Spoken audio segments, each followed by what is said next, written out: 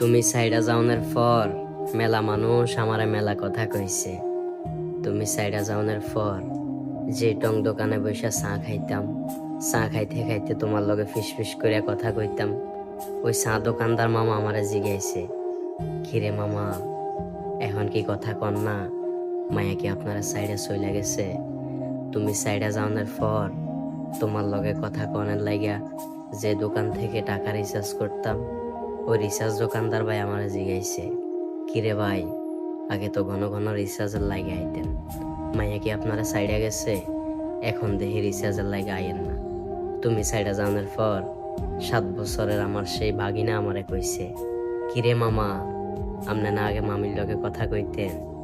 নানু আপনারে কত রঙের কথা কইত, কই এখন কেউ মায়ের লগে কথা কন না?